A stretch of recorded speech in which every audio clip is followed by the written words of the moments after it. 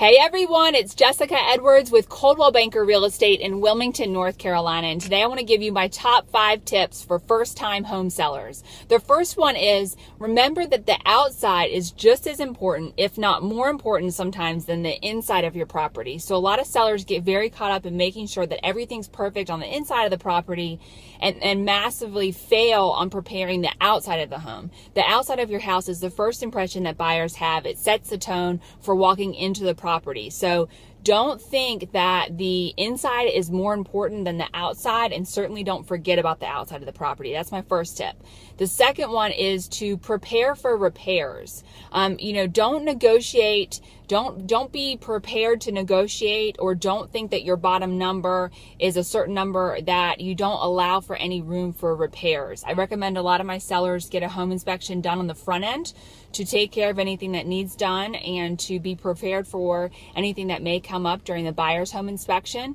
But you need to know your numbers, and you need to prepare to spend some money on repairs. All buyers are going to want some repairs done on a property, even if it's minor. And the second part of that, tip number 3, would be know your numbers and know that bottom line. Make sure you call your mortgage company and get that payoff to make sure that what you're seeing online is really what it reflects.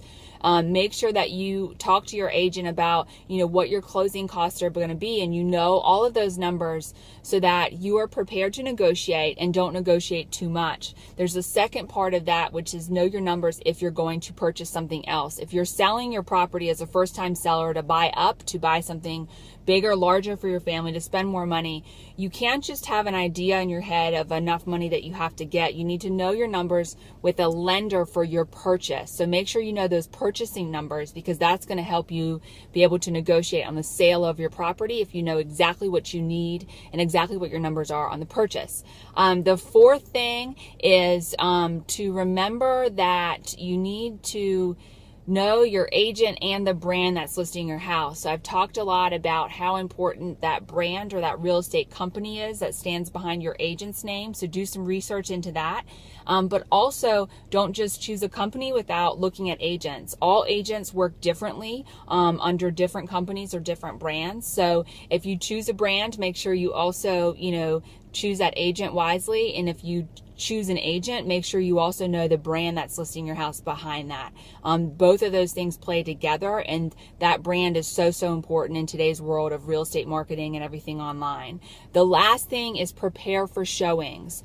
You're not always going to have a 24-hour notice. You're not always going to have a ton of time to prepare for showings. If you work, if you have dogs or kids or pets, be prepared for those things ahead of time, and maybe take a few steps so that it's easy to prepare your house for showing. I recommend my clients set aside a drawer or a basket under a sink in a bathroom, so that if you have a showing scheduled at the last minute, you can toss some things in, from the counter and clear it off and throw it under the sink. So just be prepared for showings and know that you have a plan. If it's if you have a spouse, if it's certain days of the week you're in charge of showings and they're in charge of showings on the other day, depending on work schedules and things. So those are my top 5 tips. I wish you all the best of luck if you're a first-time home seller, and thank you so much for listening.